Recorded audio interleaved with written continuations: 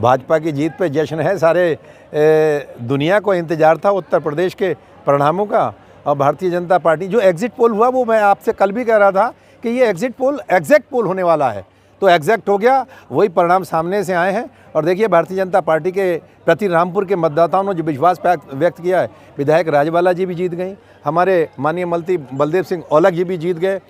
बड़ा नाजो गुमान था समाजवादी पार्टी को, लेकिन भारतीय जनता पार्टी ने जो काम किया है ना, उसके मुकाबले किसी का कोई तोड़ नहीं था। क्योंकि समाजवादी पार्टी ने कुशासन दिया था। 2017 से पहले उत्तर प्रदेश में गुंडों का राज होता था, थानों में किसी ईमानदार आदमी की, किसी ज़रूरतमंद की सुनी नहीं जाती थी। ये उसका परिणाम है। लोग चाहते हैं कि सुरक्षा मिले, लोग चाहते हैं कि हमारा जीवन बढ़िया से चले। जो योगी राज में चला उसी का परिणाम है। लोग अंदाज़ा ही नहीं लगा पा रहे थे। समाजवादी पार्टी के नेता कहते थे 400 जीतेंगे, 400 जीतेंगे। अरे 400 तो तब जीतोगे जब अपने कारनामे बताओगे, अपने कार्य बताओगे, आपने किया है।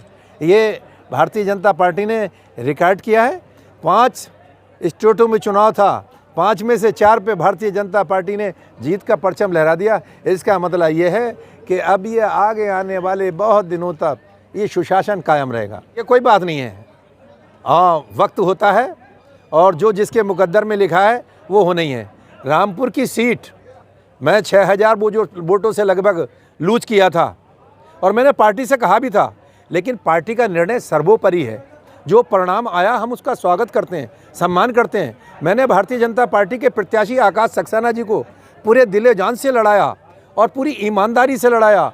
मैंने जितना कार्य में कर सकता था वो कार्य किया। हो सकता है कि लोगों के दिलों नहीं उतरा हो, पता नहीं कहीं ना कहीं लोगों का मन आहत हो। उनकी तैयारी चमरौए से थी, मेरी तैयारी यहाँ से थी, तो तैयारी का बड़ा फ़र्क पड़ता है और मैंने इस बात को रखा था। लेकिन भारतीय जनता पार्टी का जो आदेश था, पार्टी माँ होती है, माँ के आदेश का पालन बिल्कुल 100% निर्णय होते भी हैं। ये सब वहाँ पे बैठे हमारे नेता ही तो, नेता इंसान तो हैं, भगवान थोड़ी हैं। कौन कहाँ से कैसे ब्रीफ करता है, कौन क्या तर्क रखता है, तो इसमें चूक हो जाती है। और मुझे पूरी उम्मीद है कि भारतीय जनता पार्टी के राज में उत्तर प्रदेश बहुत बढ़िया से चलेगा। मोदी जी ने कहा था होली 10 तारीख को ही मनाई जाएगी और फिर 18 तारीख को ही मनाई जाएगी। तो देखिए 10 तारीख में होली मनाए। गांव मेरे तमाम युवा कार्यकर्ता, कई गांव में मैं होली मना के खेल के आया हूं। भारतीय जनता पार्टी की जीत की बधाई पे ढोल नगाड़े बजे हैं, मिठाइयाँ बैठी हैं। मेरे ऑफिस पे मेरे ऑफिस पे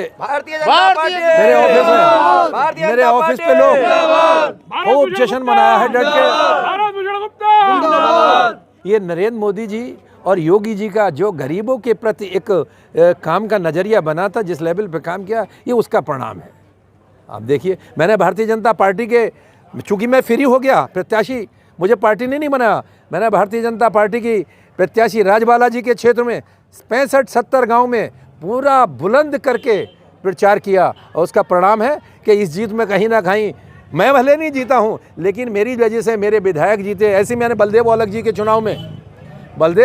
चुनाव में भी 50-60 गाँव में जाके पूरी ताकत से करंट पैदा कर दिया मतदाताओं में और मत प्रतिशत बढ़ा। मैंने नगर विधानसभा में, पहले अगर मैं चुनाव लड़ता तो एक ही विधानसभा में लड़ता, अब मैंने 3 विधानसभा में चुनाव लड़ाया और जिसमें 2 जीते हैं।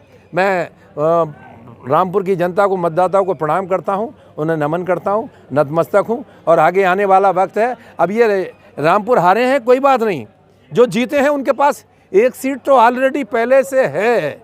अभी आजम खां का अस्तित्व तो समाप्त हो गया, क्योंकि चुनाव 5 साल बाद आता है। जनता ने अपना निर्णय दे दिया, समाजवादी पार्टी को नकार दिया, तो और जो जीते हैं वो जेल में हैं। अब यहाँ के लोगों को सोचना पड़ेगा कि रामपुर राण बेबा की तरह कब तक ज़िंदगी गुजारेगा। यहाँ अपना प्रतिनिधि चुनना ही पड़ेगा। तो भाई साहब वक्त बताएगा। मैंने कोई दिमाग नहीं लगाया, मैंने कोई कैलकुलेशन नहीं की, मैंने सोचा ही नहीं। मैंने तो ये सोचा था कि हम 5 विधानसभा जीतने वाले हैं, लेकिन परिणाम जो अब आया तो हम 2 सीटें जीते हैं, 3 हारे हैं। जो आगे भी होगा उसी हिसाब से पार्टी काम करेगी और हम भी पार्टी के आदेश का पालन करेंगे।